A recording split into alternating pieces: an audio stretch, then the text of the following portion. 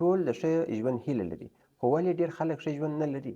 بریا له ناکامۍ یو ګام مخته ده، مګر دا دومره عادي ګام هم نه ده، بلکې دا یو جنګ ده، یو مبارزه ده او یو ټینګ عزم ده. ته د خپل مسلک سره باید شوق ولرې. پوهېږې چې ولې ډېر خلک نه بریالي کېږي؟ له ویلو یې کول سخت دي، بدلون هر څوک غواړي، خو بدلېدل سخت دي. څنګه؟ راځئ دلته ورباندې خبرې وکړو. کامیابي هر چاته جلا جلا تعریف لري. د کتاب لیکوال وایي پوهېږې چې ولې ډېر خلک نه بریالي کېږي؟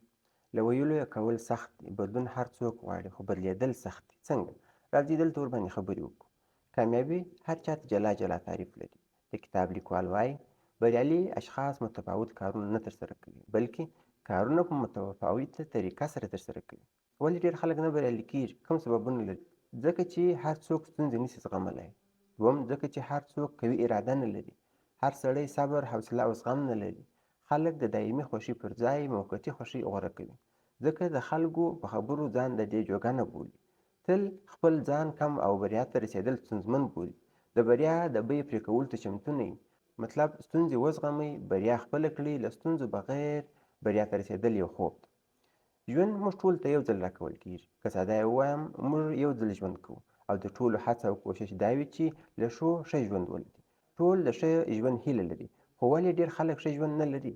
که په صنف کې له زده کوونکو څخه وپوښتل شي چې څوک غواړي ښه انسان سي، څوک غواړي ډاکټر سي، څوک غواړي د ښه علم، استعداد او رتبې خاوند سي، ډېری نه بلکې طبیعي خبره ده چې 100% زده کوونکي به د هو په حالت کې ګوتې پورته او په لوړ غږ به نارې کړي چې زه غواړم، زه غواړم او زه غواړم.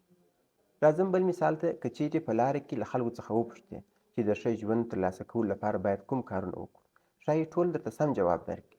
خو که پوښتنه له دوی څخه وکړي چې آیا تا دا کارونه کړي دي، ځواب به یې نه وي. ولې؟ ځکه چې دلته له ویلو څخه یې کول سخت دي. د بریا او کامیابي لاسته راوړل ستونزمن دي، مګر زیاتره خلک بریالي کسان بختور بولي. مګر بریالیتوب په بخت نه، بلکې په سخت کار سره ترلاسه کېږي. ژوند یعنې له هیڅ څخه پیل او ډېرو شیانو ته ځان رسول دي. هغه څوک چې له بریا سره علاقه ولري، ډاډمن یم چې بریا ترلاسه کولی شي. بریا یوازې د یو کار نوم نه دی، بلکې بریا د مختلفو کارونو په سمه توګه سره ترسره کول دي. د بریا ترلاسه کول یو شرط نه، بلکې شرطونه لري. بریالي خلک څنګه بریا ترلاسه کوي؟ د دوی ژوند مطالعه کړي، هغه لارې چارې پیدا کړي چې بریالي خلک یې ترسره کوي. خو خبره دا ده چې بریالي کسان کوم کارونه ترسره کوي؟ درته وایم. بریالي اشخاص هغه کارونه ترسره کوي چې ناکام اشخاص یې د ترسره کولو سره علاقه او مینه نه لري، او نه یې هم د ترسره کولو لپاره حوصله او پر ځان باور لري.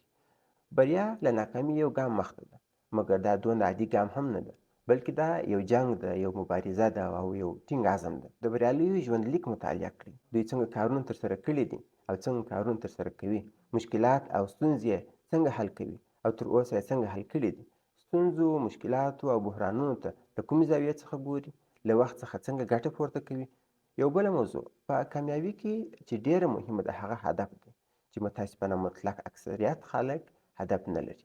دا په دې معنا چې نه پوهېږي چېرته ځي او ولې ځي. تر څو باید بازار ته ولاړ نه سو، تر څو چې بازار ته د تلو هدف واضح نه کړو. ولې ځم؟ څه اخلم؟ څومره اخلم؟ کله یې اخلم؟ ډېر نور سوالونه دي چې باید ځوابونه ورته پیدا سي. که چیرې تاسې غواړئ چې په خپل ژوند کې کامیابه واوسیږئ، یو کامیابه شخصیت له ځان څخه جوړ کړئ، تاسې باید اول هدف ولرئ او تاسې د بریالیو کسانو ژوندلید مطالعه کړئ. د هغو په رقم باندې د وخت څخه استفاده وکړئ. مطلب یو محصل د غواړي چې له ځان څخه ښه ډاکټر جوړ کړي، اما دی په اطاق کې د مطالعې لپاره میز نه لري. دی په اطاق کې د مطالعې لپاره صحیح لایټ نه لري.